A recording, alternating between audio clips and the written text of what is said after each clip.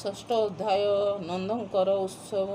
ବ୍ୟାସଙ୍କ ନନ୍ଦନ ମୁଖ ଶୁଣି ଅମୃତ ଭାଗବତ ବାଣୀ ଆନନ୍ଦେ ପୁଲକିତ ହୋଇ ମୁନି ଚରଣେ ଚିତ୍ତ ଦେଇ ଉଠି ଯୋଡ଼ିନ ବେନିକର ରାଜନ କହି ଉତ୍ତର। ଭୋମୁନି ହୋଇଛି ପବିତ୍ର ଶୁଣି ଚରିତ ଭାଗବତ କୃଷ୍ଣଙ୍କୁ ବସୁଦେବ ନେଇ ଆଇଲା ନନ୍ଦ ଘରେ ଥୋଇ। ତହୁଁ କି କଲେ ବନମାଣି ଶୁଣିବି କୃଷ୍ଣ କାଳ କେଳି ଶୁଣିବି କୃଷ୍ଣ ବାଳ କେଳି କହି ପବିତ୍ର ମତେ କର ସେବକ ଚରଣେ ତୋହର। ଶୁଣି ସାନନ୍ଦ ମୁନିବର କହନ୍ତି ଶୁଣ ଦଣ୍ଡଧର ନିଦ୍ରା ଜଗତ ମୋହି ଥିଲା ପାଲଟି ବସୁଦେବ ନେଲା ଦେବକୀ କୋଳରେ ରଖିଲା କଂସର ହସ୍ତୁ ଶୂନ୍ୟ ଗଲା। ଏମନ୍ତ ପାହିଲା ରଜନୀ ଶୁଣନ୍ତୁ ବୀର ଚୂଡ଼ାମଣି ଚେତି ଚାହିଁଲା ନନ୍ଦରାଣୀ ଚିଆଇଁ ଉଠି ସୁଲକ୍ଷଣୀ ଦେଖିଲା ହୋଇଛି ତନୟେ ନନ୍ଦକୁ କହିଲେ ଥୋକାଏ। ଶୁଣି ମିଳିଲେ ବେଗେ ନନ୍ଦ ପୁତ୍ରକୁ ଦେଖିଣ ଆନନ୍ଦ ଯେତେ ଯଶୋଦା ପରିବାରେ ଡାକି ଆଣନ୍ତି ନର ନାରୀ ବ୍ରାହ୍ମଣେ ମିଳିଲେ ଗହଳେ ଶୁଭିଲା ପୁତ୍ର ଜନ୍ମଗୋଳ। ନନ୍ଦ ଯେ ଦେଖି ବିପ୍ରଗଣ ଆନନ୍ଦେ ପୂଜଇ ଚରଣ ବେଗେ ହୋଇଲା ଶୁଚିମନ୍ତ କାଞ୍ଚନ ଆଣିଲା ବହୁତ। ବ୍ରାହ୍ମଣେ କଲେ ବେଦ ଧ୍ୱନି ମଙ୍ଗଳ ଶୁଭ ବେଳ ଘେନି କରାଇ ଜାତକର୍ମ ବିଧି ଦେବତା ପିତୃଙ୍କୁ ଆରଧି। ବିପ୍ରଙ୍କୁ ଅନେକ ପୂଜିଲା ବେନି ଲକ୍ଷେକ ଧେନୁ ଦେଲା ମଣ୍ଡିଣ ବସ୍ତ୍ର ଅଳଙ୍କାର ରତନ କୁସୁମ ଚାମର ଦିବ ତିଳ କାଞ୍ଚନ ବସ୍ତ୍ର ଭରି ଦେଲା ଅନେକ ପରେ ଧରି। ବିପ୍ରେ ପଢ଼ିଲେ ବେଦ ଚାରି ରଙ୍ଗେ ନାଚନ୍ତି ଗୋପନାରୀ ମାଧବ ଆଦି ନୃତ୍ୟକାର କରନ୍ତି ମଙ୍ଗଳ ଉଚାର। ବାଜଇ ବୀର ତୁରୀ ଫେରି ଆନନ୍ଦେ ମଙ୍ଗଳ ମହୁରୀ ନନ୍ଦର ଘରେ ପୁତ୍ର ଜାତ ଗହଳ ଗୋଳ ପ୍ରମିତ। ଗୋପନଗର ଲୋକ ଯେତେ ନିଆଇ ଥାଉଛନ୍ତି କେତେ ସୁଖରେ ପାଇଲା ରଜନୀ ବାହାର ହୋଇଲା କାମିନୀ। ଅଗଣା ଖରକି ପହଁରା ଚନ୍ଦନ ଗୋଳି ଦିଅନ୍ତି ଛେରା ଦୁଆରେ ସୁବର୍ଣ୍ଣ କଳସ ତୋରଣ ଲଗାନ୍ତି ହରସ। ଗୋରୁଙ୍କୁ ମେଣ୍ଢାନ୍ତି ଗୋପାଳେ ବସ୍ତ୍ରଭୂଷଣ ପୁଷ୍ପମାଳେ ବୃଷଭ ସୁରଭି ବାଛରି ହଳଦୀ ତେଲ ଦେଲେ ବୋଳି।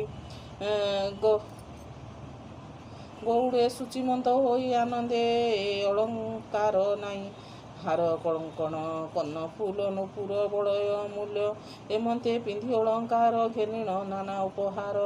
ଏକୁଆରକ ଆଗ ହୋଇ ହେଲେ ସେ ଆନନ୍ଦ ଘରେ ଯାଇ ଗୋପୀଏ ନିଜ କର୍ମ ସାରି ଯେଯା ଅଳଙ୍କାର ଭରି ପିନ୍ଧିଲେ ନାନା ବସ୍ତ୍ର ମାନ ଆନନ୍ଦ ମନ ଛନ ଛନ। ହସ୍ତରେ ଘେନି ଅର୍ଘ ଥାଳି ରଙ୍ଗେ ଚଳିଲେ ଗୋପ ବାଳି। ଏକୁଆରକ ଯାନ୍ତି ଜିଣି ଚରଣେ ନୂପୁର ବାଜେଣି କେହୁ ଲେଉଟି ନ ଚାହାନ୍ତି ଆକାଶେ ଜନେ ଗ୍ରହପତି। ଚଳନ୍ତି ଶ୍ରବଣ କୁଣ୍ଡଳ ଲମ୍ବିଛି କଣ୍ଠେ ହେମମାଳ ଆକାଶେ ଦେହ ଛନ୍ତି ଚାହିଁ ଗୋପୀ ଚଳନ୍ତି ଗୀତ ଗାଇ। ଯାନ୍ତେ ବିରାଜେ ମହିସ୍ଥଳୀ କ୍ଷଣ କ୍ଷଣକେ ହୁଳହୁଳି କବରୀ ଫୁଟି ଫୁଲ ମାଳ ଯାନ୍ତେ ପଡ଼ଇ ପାଦ ତଳ। ଆନନ୍ଦେ କେ ପାରିବ ଲେଖି ହରିଙ୍କି ଯାଇଛନ୍ତି ଦେଖି ନନ୍ଦର ମନ୍ଦିରେ ମିଳିଲେ ମଙ୍ଗଳ ଗୀତ ନାଦ କଲେ ଅନ୍ତୁଡ଼ି ଶାଳେ ଯାଇ ମିଳି ହାସ୍ୟ କେ କରନ୍ତି ଢମାଳି। ଯଶୋଦା କୋଳେ କୃଷ୍ଣ ଦେଖି ନିର୍ମଳ କଲେ ଚର୍ମ ଆଖି ଅକ୍ଷତ ପୁଷ୍ପ ଶିରେ ଦିଅନ୍ତି ଆନନ୍ଦେ କଲ୍ୟାଣ କରନ୍ତି। କହନ୍ତି ଯଶୋଦାକୁ ଚାହିଁ ଧନ୍ୟ ଜୀବନ ତୋର ଆଇ ଆମ୍ଭ ଆୟୁଷ ଘେନି ତୋର ତୋ ପୁତ୍ର ରଖୁ ନର ଆମ୍ଭ ଆୟୁଷ ଘେନି କରି ତୋ ପୁତ୍ର ରଖୁ ନର ହରି। ଆମ୍ଭ ଗୋକୁଳ ଯେ ପାଳିବ ଏହାଙ୍କୁ ରଖୁ ସଦାଶିବ। ହଳଦୀ ତଳେ ଘେନି ଥୋକେ ଲେପନ୍ତି ଏକକୁ ଆରକେ ହଳଦୀ ମରାମରି ସାରି ନାଚନ୍ତି ଏକୁଆକ ଧରି। ଖେମଟା ବାଦ୍ୟ କର ତାଳି ନାଚନ୍ତି ଆନନ୍ଦେ ଗୁଆଳି ବିଜୟ ପରମ ମଙ୍ଗଳ ଆନନ୍ଦ ମାନଙ୍କର ବଳ। ଗୋପାଳେ ଏକକୁ ଆରକେ କୁଙ୍କୁମ ଦଦି ବୋଲନ୍ତି କେ ଲବଣୀ ଧରି ମରାମରି ନାଚନ୍ତି ଏକୁଆକ ଧରି। ଆନନ୍ଦ ହୋଇ ନନ୍ଦରାଏ ଭଣ୍ଡାର ଲୋଟାଇ ଥୋକାଏ ଦେଇ ସେ ଗୋରୁ ବସ୍ତ୍ର ଦାନ ତୋଷିଲା ସମସ୍ତଙ୍କ ମନ।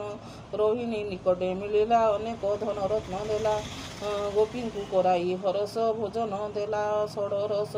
ଶ୍ରୀକୃଷ୍ଣ ଜନ୍ମ ମନେ ପୁଣି ଗୋପୀ ବିଜୟ କମଳିନୀ ଏମନ୍ତ ଗୋପୀର ସମ୍ପଦ ଯହିଁ ବିଜୟ ଆଦି କନ୍ଦ। ଶୁଣ ହେ କୁରୁ ନୃପମଣି କୃଷ୍ଣ ଉତ୍ସବ ଅନ୍ତେ ପୁଣି କଂସର ତିଆ ଥିଲା ନନ୍ଦକୁ କ୍ଷଣେ ନ ଛାଡ଼ିଲା। ଦଇବେ ଆକଟ ପାର ନେଇ ସେ ବରଷକ କର। ଗୋପାଳ ମାନଙ୍କୁ ବସାଇ କହଇ ନନ୍ଦ କହଇ ଶୋକ ବହି କଂସ ଆକଟ ମତେ କରି ମୁଁ ଆଜି ଯିବି ମଧୁପୁରୀ।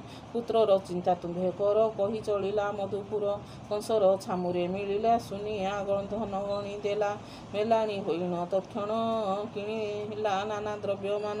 ଗୋପନଗରେ ଯେତେ ଲୋଡ଼ା ତାଳ ମିଳ ଆମ୍ବ ସଡ଼ା ସକଟେ କରି ମନ ତ ସେ ମନ୍ତ ଦିନ ଅବଶେଷେ। ସାରିଲା ରନ୍ଧନ ଭୋଜନ ନିରତେ ପୁତ୍ର ଠାରେ ମନ। ନନ୍ଦର ଆଗମନ ଶୁଣି ବସୁଦେବ ତା ମନେ ଗୁଣି। ମିତ୍ର ସ୍ୱଭାବେ ନନ୍ଦ ମୋର ତା ଘରେ ଅଛି ମୋ କୁମୋର।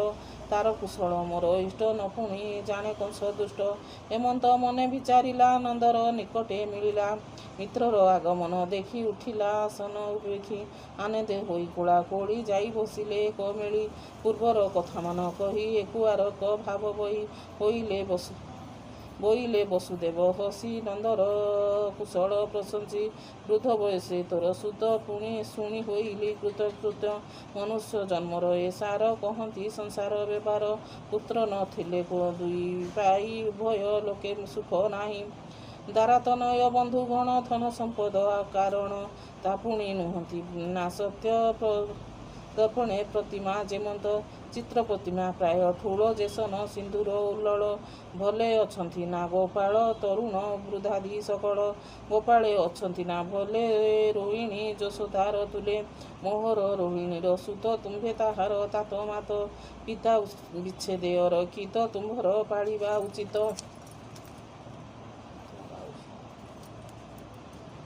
କିସ କହିବି ଉପକାର ଏତେ ଅନ୍ତରେ ମୋର ଘର ଜୀବନ ଜୀବନ୍ତେ କୁଆରେ ସଖା ମରଣ ପରଲୋକେ ଦେଖା। ହେମନ୍ତ ମିତ୍ରର ସ୍ୱଭାବ ଆନନ୍ଦେ କହେ ବସୁଦେବ ନନ୍ଦକୁ। ବସୁଦେବ ଚାହିଁ କହନ୍ତି ଶୋକବର ହୋଇ। ଗୋମିତ୍ର ବଡ଼ ମୋ ଆକୁଳ କହବ ଅଶ୍ରୁ ଜଳ ଦେବକୀ କଲା କେତେ ପାପ ଅଳ୍ପ ଦିନେ ଏଡ଼େ ତାପ। ପ୍ରସବେ ବରଷ ବରଷ ଛପୁତ୍ର କଂସ କଲା ନାଶ। ଏବେ ଦୁହିତା ଏ ହୋଇଲା ତାହା ମାରିବି ବୋଲି ନେଲା। ଦେବକୀ ଧରି ତାର କର ବୋଲଇ ଏହାକୁ ନ ମାର। ଦେବକୀ ବୋଲ ନ ଶୁଣିଲା କୋଳରୁ ଛଡ଼ାଇ ଘେନିଲା। ଚରଣ ଧରି କଚାଡ଼ନ୍ତେ ହସ୍ତରୁ ଗଲା ସେ ଅଦ୍ଭୁତେ କଂସ ହସ୍ତରୁ ଶୂନ୍ୟ ଗଲା କଂସର ମୃତ୍ୟୁ ସେ କହିଲା।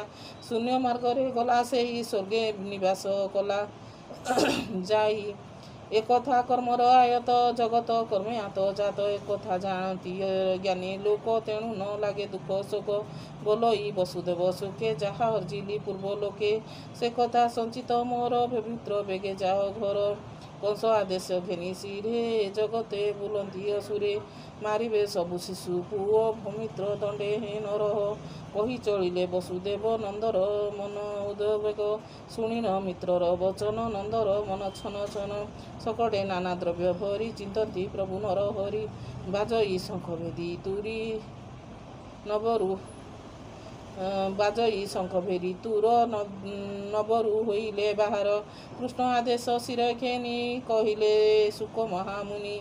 ସୁଜନେ ଶୁଣ ହରି ଲୀଳା ଭବସାଗରକୁ ଭେଳା। ଏନା ବସ କ୍ରାନ୍ତି ଛାଡ଼ି ନାମ ମୋହ ଜଳେ ବୁଡ଼ି। ସମ୍ପଦ ସ୍ୱପ୍ନ ପ୍ରାୟ ଦୃଶ୍ୟ ଏଣେ ଯେ ନ କର ବିଶ୍ୱାସ।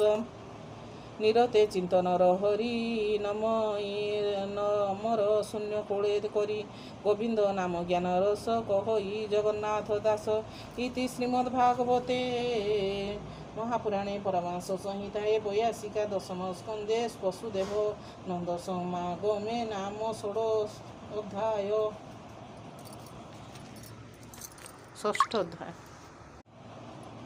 ଷଷ୍ଠ ଅଧ୍ୟାୟ।